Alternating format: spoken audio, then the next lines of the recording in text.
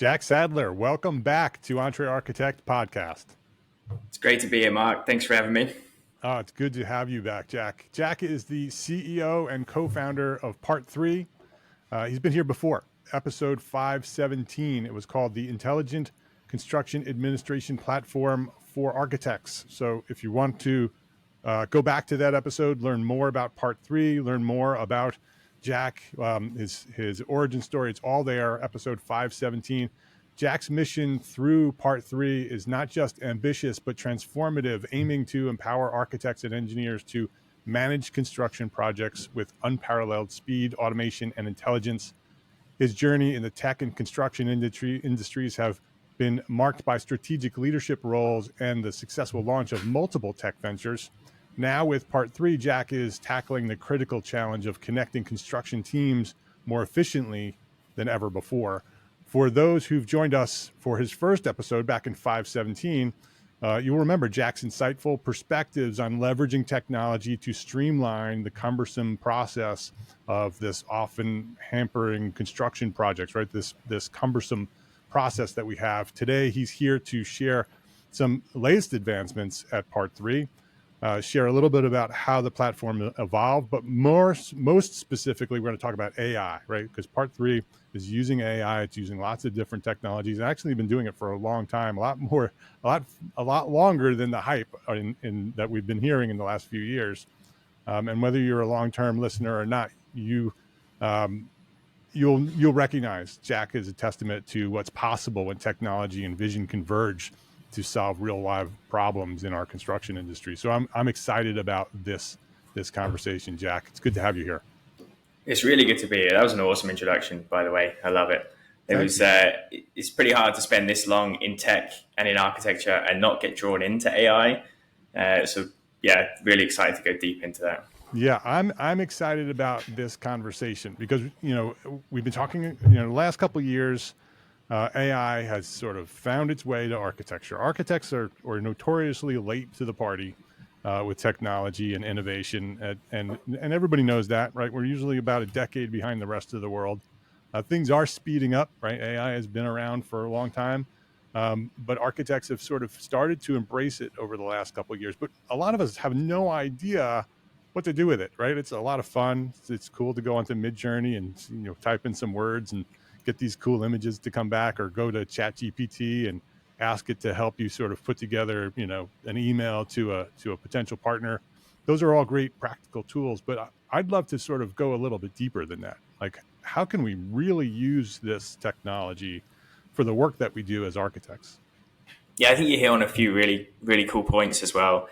Most of what we're talking about in AI is a little bit theoretical, right? Most of it is really either deep into the model and trying to understand how these large language model works, and then inevitably start critiquing all the problems we're going to see with LLMs, which are real problems. We're going to have to overcome some really scary facts, and it's going to require some regulation. It's going to require a lot of data governance, which we can maybe get into that. But it's so exciting. Like we're pretty used to seeing all these fancy images and videos and things that can create on the visual side.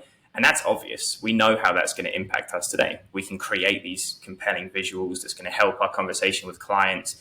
We're also going to be prepared for our clients to rock up with what they think is a really well done visual render with a plan behind it that's totally not constructible, but to the plain eye, it looks pretty good. So we're going to have a ton of impacts, not only to how we run our projects, but to the profession itself and to how we run architecture firms as a business. It's going to have some really big knock-on effects. So I think what I'm trying to do, at least, is really try and ground this in AI is no longer theoretical. And we don't have to talk about large language models. We can talk about what is being used today, what impacts Part3 and AI and all these other technologies out there could have on your business today. And then within 3-5 years, it's going to change the profession and it's going to change how you run your business. So I think those are all really important concepts to wrap our heads around at the moment. I want to go deep into the future and sort of imagine what our profession can look like if AI moves in the right direction. We all can sort of imagine what could happen, right, if it goes into the wrong direction. But I want to talk a little bit more specifically today, right? What are some of the tools that are being developed today, like Part3 and other AI tools, that we as architects could and should be leveraging today? Yeah, I mean, so much of what architecture is beyond the initial design stage, and most of what we're looking at AI is design, and that's you mentioned a couple right off the top, but we're going to see a lot of impacts. There's some fantastic startups like Maquette.ai that are really going deeper into actually creating renders, creating plans, and allowing you to edit them directly on a screen, and that's going to have a huge impact. But some of these tools are a little bit more like low hanging fruit. I think most of what architecture is, most of what construction is at the moment is very, very documentation heavy. 90% of construction is documents and 10% data. I think what we're going to start to see is a big shift in that, because the single biggest impact part that AI is going to have is giving you access to unstructured data in structured ways. So all of these messy pieces that don't look like data today, like these photos from site, these reports from project managers, these anecdotal chats and conversations you have, all of that can start to become structured data, and that can be fed into models that can create progress reports, and they can check and they can scan for safety problems, they can scan for upcoming problems that you might face. Those things exist today. And most companies out there, Part3 included, we're building solutions that are helping these workflows move more efficiently. Like right now, one thing that we've done with Part3 is we've figured out how to interpret a specifications document. This massive, 2,000, sometimes 3, 4, 5,000 page document. You can use AI. We can scan that document. We can pull out all these messy visuals, these messy long sentences, and we can turn them out. We can say, here's the 250 submittals you should expect to receive on this project. And by the way, the second you get one from your contractor, we're actually going to review it for you first.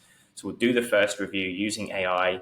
You've got a bunch of hints, prompts, and tricks, which is going to help your junior staff get caught up to speed. It's going to help you save time, create more accurate reports, and do them faster. And it's going to help your GC do a better job. They know what submittals they need to send you. They know they're going to send you complete packages, so you're not going to waste time going back and forth.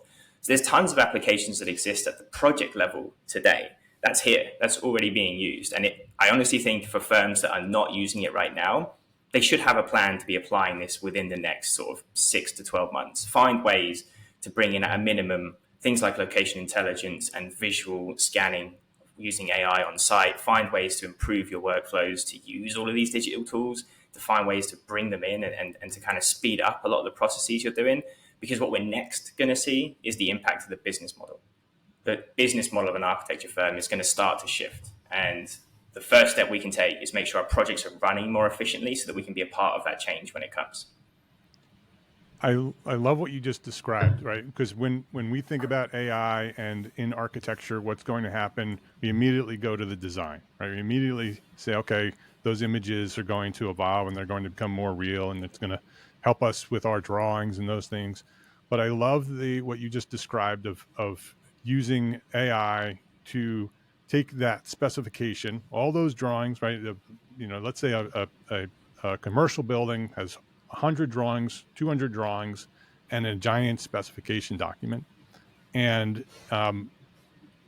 that's a practical way that AI can be used in today, right? That it goes through those drawings, it goes through that specification and says, here's what you need to know. Here's what you need to focus on both the construction side and the architect side, making us do our job better, helping us do our job better. It's essentially a technological assistant, right? You could also hire somebody to read that document and take notes and say, here's what you need to know from this document. Here are the submittals that you're going to need to review.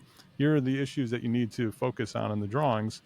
But AI can do that much more efficiently, likely more accurately. And so I love that practical use of tech AI. But you also said that by embracing the tools and technology that we have today, it's going to change the business model, right?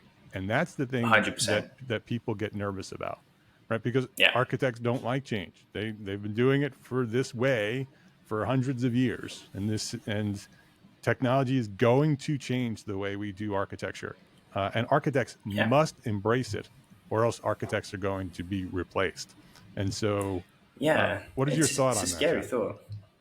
I mean, we're seeing it today in other industries, and architects aren't the only people who are married to a timesheet business with 100 years of history. Lawyers do it, accountants do it. We're all going to go through the change at the same time.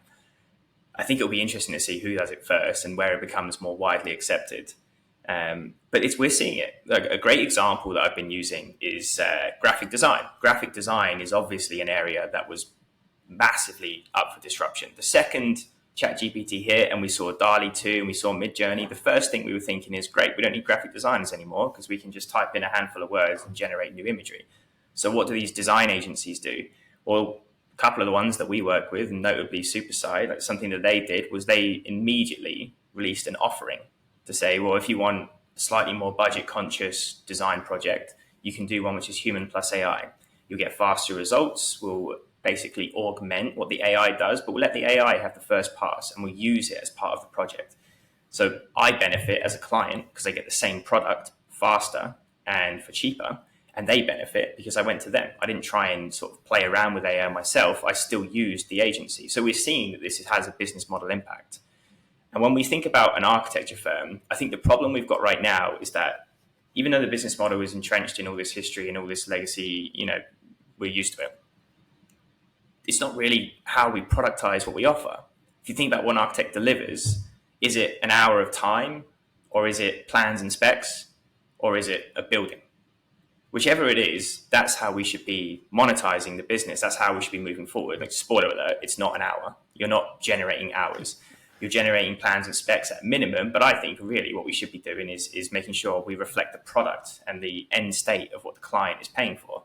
Because it's not our building, it's the client's building. So I think what we're going to see immediately is architects figure out how to productize the end goal, the specs, the plans, and then slowly move forward beyond that. Because if you're delivering these plans and specs for a 50% reduction in hours, you're not going to make as much money. And even if you can say like, well, that back office efficiency won't change how we bill, we're just going to be the best architecture firm out there. That's not really going to last either, because other architecture firms will catch up and then clients will become savvy to it. And your clients will start saying, well, actually, I don't want to pay for all this. I don't want to pay for the research time, the back and forth. We're seeing this on the law industry in legal, where most firms are starting to push back on research hours because we're saying, well, you can use AI for this research. It doesn't take you 20 hours anymore. It takes you 2. We're going to see the same thing in architecture. There's going to be resistance to pay for some of this activity that we currently bill for. So if we stick to billing for an hour of time, we're going to lose out. If we shift and we bill for plans and specs or a finished building, you're going to generate the same revenue and you're going to differentiate on the competitive nature that you use these tools to get there faster. I think also one piece that we have to focus on as architects, and we have been doing this for generations, is the human to human connection, right? That's something that AI can't replace, right? That right. I believe that no matter how technologically advanced we get, people are still going to want to work with other people. Yes, the calculations and the money change and the business models change, but ultimately people want to work with people. And yes, we may not be able to charge as much for the work that we do today, but like you're saying, Jack, that if we shift what the deliverable is, the value that people get by working with you as an architect over working directly with AI is going to be the difference, right? How can we as humans be different than technology and leverage all of that technology to be able to provide a better experience for our clients? Yeah, 100%. Because there is no amount of AI tools that could help someone like me design a building. I still need an architect. Because if nothing else, I need an architect to sit down with me and say, is this really what you want? Have you thought about this? There's these other considerations around you that you need to embrace. And I'm never going to be able to do that no matter what tools you give me. But what it might do is force me to kind of go a little bit further without hiring the architect, push it as far as I can on my own, and then go to an architect hoping to save some cash. So that kind of change is kind of already here. We're going to see that. Most clients are a little bit more architecturally and construction savvy than I am. So they will try and take things 60, 70, 80% of the way. And then an architect needs to come in and justify that getting that last 20% needs this mix of human, AI, technology, design, consulting to kind of get you over the line. And I think it's going to happen faster than we're expecting. If you look at the pace that we've seen this technology come, it's only been a year. You and I last spoke a year ago, and AI was still a little bit new, and ChatGPT was still this, OpenAI's overnight success story, 15-year overnight success story. But now, adoption is the game. Adoption is the main task for every firm. For sure. So, what are the things that architects today, right? Here we are talking about what the future looks like. There are tools today. What are the steps that a small firm architect, because we're talking to thousands of small firm architect business owners right now, what are some of the things that they should be focused on, like today? Like they should, when they're finished listening to this, they should go do this or these steps. What are the things that we need to focus on right now? That's a good question. There's definitely a couple of angles I would take. One is tooling. I would be looking at every aspect of my business, and for the record, I'm also doing this. I'm not an architect, but we are using AI internally in every department. It was the first thing we did. We've got software developers, we've got writers, creatives, we've got folks in sales and marketing, write a lot of messaging content. Every single person is and should be using AI. So the first thing I'm doing is looking at the back office operations. And then if nothing else, the metric is how can I generate more revenue per employee? How can we make sure we're doing things more efficiently per person? That doesn't have to immediately impact your business model and how you bill and how you chase work, but it's setting you up so that in the future, you're at least prepared for the reduction in hours or the expectation of reduction in hours to generate some of these artifacts. The second piece that I think follows that is making sure your data, as unstructured as it is in a way that is in a format that can be used in the future. So all these photos, client meeting minutes, all these types of like long form text and report updates, make sure they're stored somewhere that you can readily access. Right now, you might not be able to drop those into ChatGPT, but the products that are coming out are basically building on top of those large language models to interpret that unstructured data. So they're going to interpret your meeting minutes, your field reports, your observations, and any milestones and financial data you have on a project. And they're going to turn that into really, really usable metrics that help you understand your business, help you justify your value to the client. All of that can be done today. So look at those tools, figure out how you can bring something internal, look at the way you're saving and storing and using data and make sure that's there and it's ready. On the flip side, I would start pushing the boundary for, can you tweak your billing models? Can you go after projects that's less about hours spent during a phase? And can you price yourself or speak to clients you've got longer term relationships in and understand a little bit more about how you can surface and generate value through deliverables?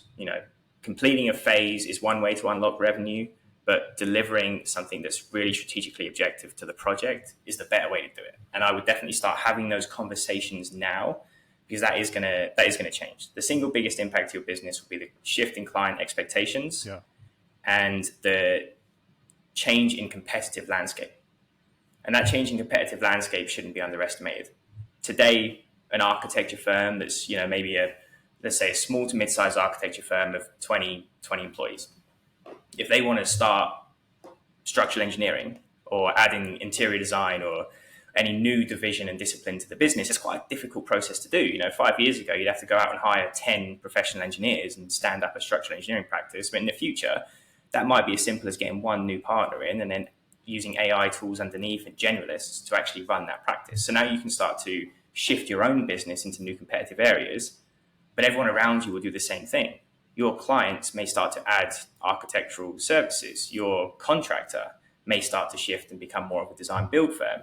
So you're going to start to see who you consider a competitor will massively increase. Everyone's going to blend a little bit, get a little closer. So you've got to start making sure you're aware of how you market yourself, how you position yourself, and how you describe the value of what you do.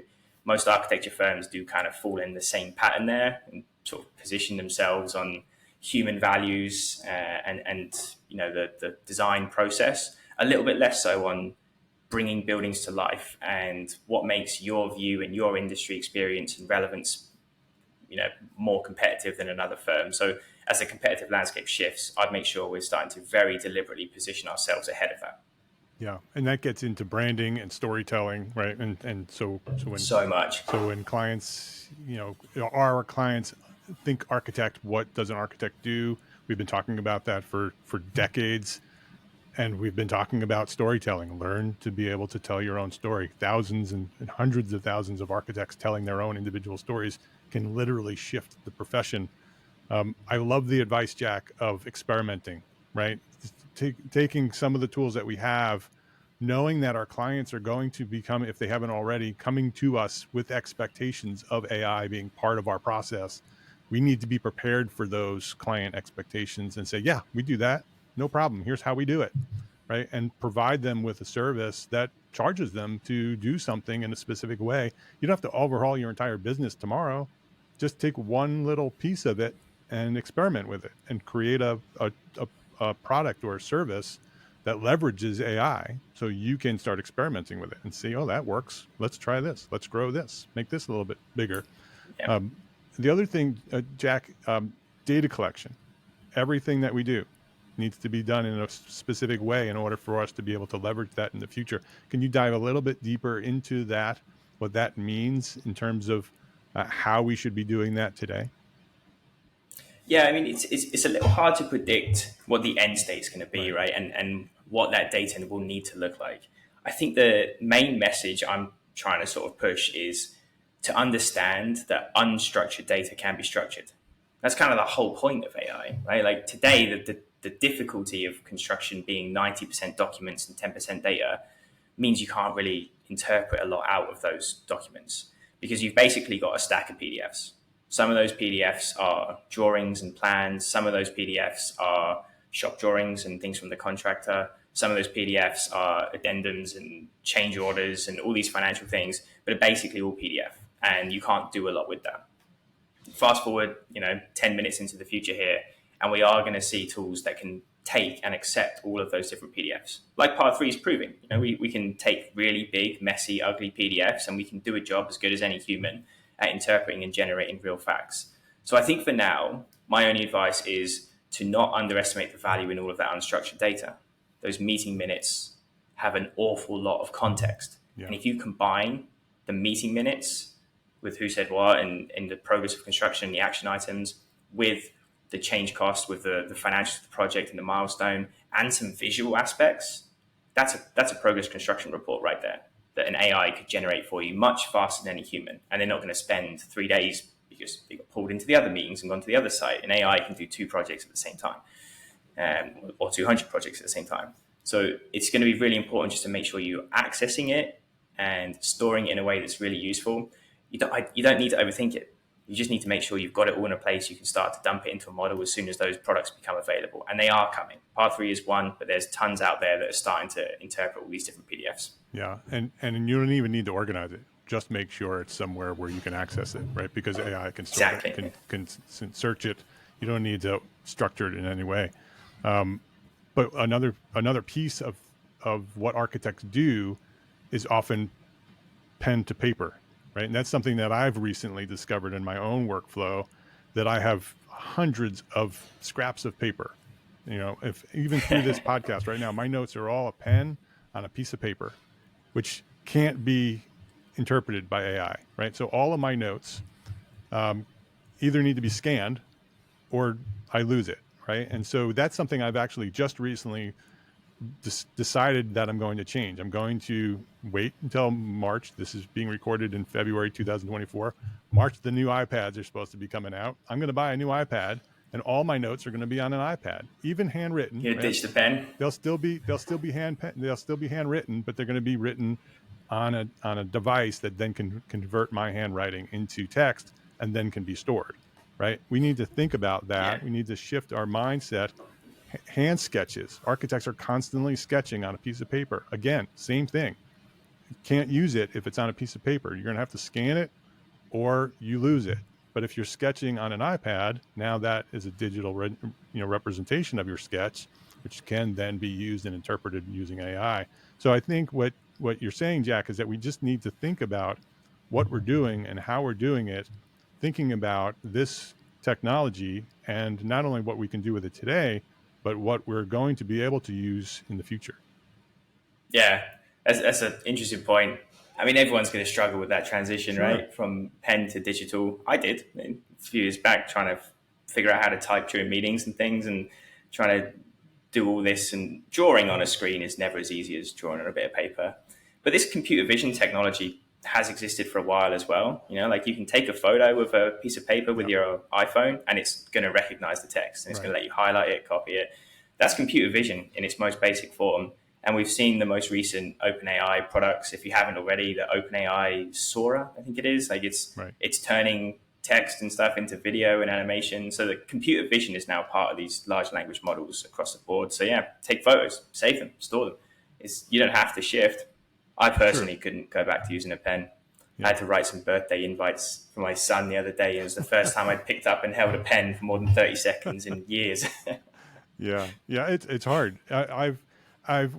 I've experimented with typing my notes, and with a conversation like this we're having right now, I have to be able to very quickly continue this conversation and write the note of what I'm going to, so I don't forget later in this conversation to bring back something that you referenced. And so I can't be typing that, right? Plus I don't want you to hear me typing. So I have to write it, right? And so, but if I'm writing it on a tablet, now that's digital, right? Rather than paper. But I could, it's like you said, right? That's step one. That's a good step. Exactly. And it's just a mindset shift, right? It's just a mindset shift.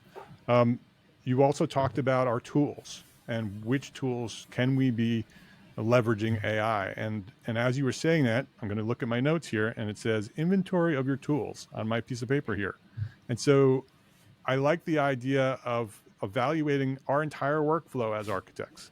Every tool we use, whether it's a pen and paper or a software, is there a tool that can automate that or leverage AI in some way and go through your entire workflow, right? And put an inventory of tools and which tools can we shift in order to maximize the benefits of this technology. And that is going to be, I think, a challenging shift. In the short term, sort of 12 months, firms are going to start to become aware of these technologies, become aware of new products and tools. But making that shift isn't going to be easy, because I think most people right now look for ways to do what they're doing better. You're kind of looking for that 10, 25% improvement on a workflow.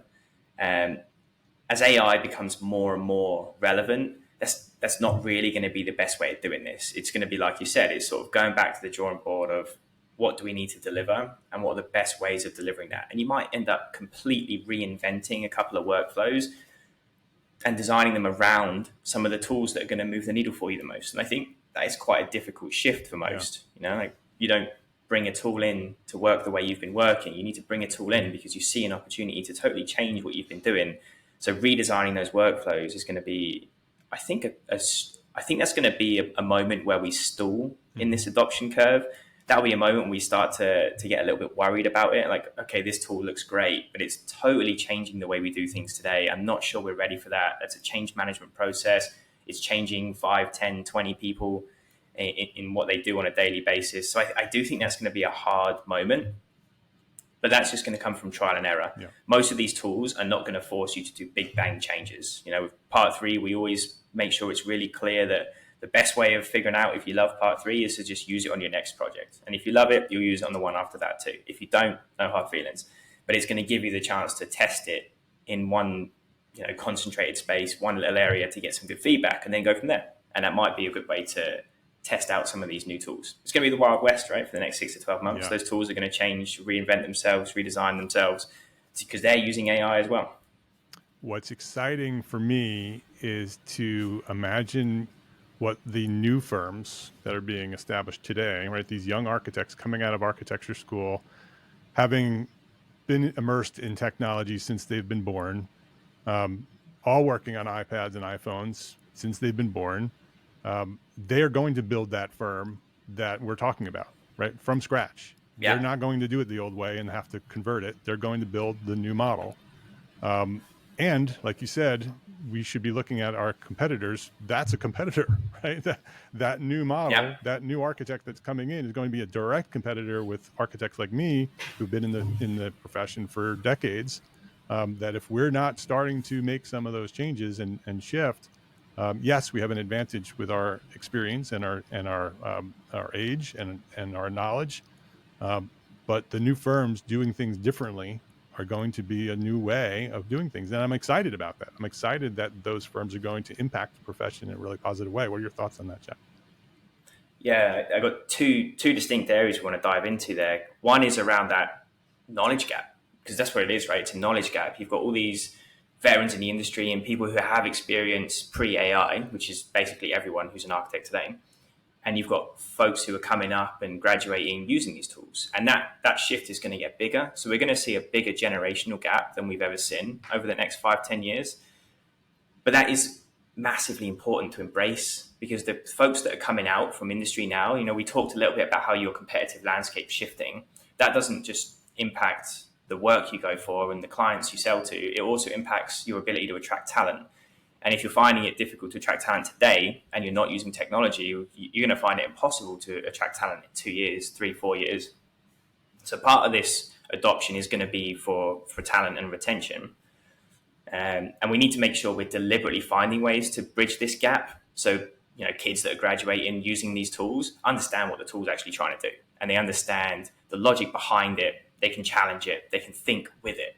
And that's a really important step. But we also need to make sure the folks who are in senior positions now, the associates, principals, and partners of today, they actually know how to come down and meet them halfway and use the tools and understand where it is good and not good, where we can rely on it, but where we need to supplement it with a second check or with a bit of human intuition. I think that generational gap is going to grow. And there's going to be a lot of shifts in university programs and in the architectural education space to embrace a lot of it. Yeah. And we are seeing that today. But the second point on this is, if we as an industry are considered resistant to change, these are the types of catalysts that will exclude us from the conversation. Yes. I heard a really, really great couple of stories recently. But one is, obviously I'm big in the venture capital world and spend a lot of time speaking with investors and folks who have got really big, interesting plans in the construction space. And I heard a story through KP Reddy, actually, who's been on this podcast. Sure. And he spoke about one of the biggest VCs in the world, Andreessen Horowitz. And they had this idea where they wanted to kind of spin up a solution that would reinvent structural engineering. So some of the construction tech VCs that I know of and sort of connected with Andreessen Horowitz said, like, well, if you need help, we can introduce you to some structural engineers and we can help your company go out there and sell to them. Andreessen Howitz's response was, oh, no, sorry, you've misunderstood. We're actually not going to go out and sell to structural engineers because there's too much resistance. It's too difficult to do it. So we're actually going to build our own structural engineering firm of the future. And they're going to put something like $50 million behind it. It's going to be a great experiment. But it's a great example of, well, now those structural engineers are just not a part of the conversation. Right. They're not going to have the chance to give feedback, to be heard, to improve it, to add to it. They're just being excluded. And that is happening in other industries. In the legal side, there's a company called Carter who basically built a solution that would help companies manage, ownership, equity in the business. And their obvious target was to go and start providing the solution to law firms. All the law firms said, no, thank you. We do these cap tables in Excel for our clients and we make a lot of money off of it. So why would we change? Because that is, tens of billable hours per client for us. So we're going to keep doing that. So Carter went out and they started selling to all of the folks that sort of don't like lawyers, like me, like startups. And they sold Carter to startups directly. So by the time we're working with lawyers, we go to them and say, we use Carter and we need you to use it. So lawyers were excluded from the conversation. They still became users and had to adopt Carter, but they lost all influence and all of the ability to sway where that direction was going. So that's the risk. It's a very real risk. But if we as an industry are resistant to this change, we're just going to get excluded from the conversation. It's going to happen without us. Yep. That is a theme that we've talked about here before. That if we don't embrace it, we lose it, right? That if we don't become the leaders of it, someone else will. Let's move to what the future looks like if we do embrace it. let's say the profession recognizes that they're hearing us having this conversation. They're like, yes, let's do this. I'm ready to roll, right? So we all do this. We all do our inventory of tools. We start learning about AI. We start leveraging it, and our firms start to change and become more efficient. We all start making more money because we're doing this. The new firms come in. Let's say 5 years from now. I'm not going to even push it a decade. 5 years from now, best case scenario, what does a modern architecture firm that's running full blast, fully efficient, look like to you? It's a good one. And 5 years is fun because we're going to see a lot of adoption, a lot of innovation, and the resistance is going to die down. So 5 years is a good horizon. But one thing that's not going to happen within 5 years is regulation and governance. Mm-hmm. So we're probably going to still see a lot of headaches. We're probably still going to see a lot of issues coming out of how and where AI is being used. And we're seeing that in other industries, right? Like the lawyer that cited an incorrect fabricated case and the trader who committed insider trading when AI lied to it. So we're going to see a lot of these issues, and that, we're probably not going to want to risk our own license and risk our seal on something that AIs do. But I think the thing we will see is within the next 12 months, 18 months, we are going to see new business offerings. And that is going to be the most exciting phase for this industry. Because for the first time, we're going to see business model innovation in architecture. Yeah. We're going to see firms try and create or try and convince clients they've been working with to do different contract types. And that's going to give them the freedom to do AI supplemented offerings and to bring in a different way of working. And I think that if you pair AI with some of the other industry innovations that we're seeing, like modular design and development and buildings like that, I think this is going to make construction way, way faster, way more efficient.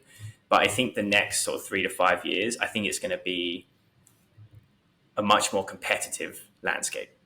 I think the biggest impact we will see is just new firms entering the architectural services offering from the GC world, from the interior design world, from clients directly. And we're going to see architects do the same thing and move into new spaces, take on new offerings, move earlier in the value stream, stay later to help sort of organize what happens when you hand over a building to a client and things like that. So the consulting side becomes really the value prop and the offering. It's all about helping guide them through these phases and these objectives. So human. It's going to be super fun to see. Yeah. I don't want to leave this episode with everybody listening to this and freaking out, right? and being worried and being pessimistic about our profession that we're doomed, right? Because we're not, right? And what we're talking about, we're definitely not. We're sharing the solutions to this, right? And so I don't want you to be overwhelmed by hearing Jack and me having this conversation. I want you to be inspired by it. I want you to recognize that these changes are happening, whether we like it or not, and that there are steps and solutions that we can embrace to move ourselves in the right direction, not only individually as architects, but as an entire profession.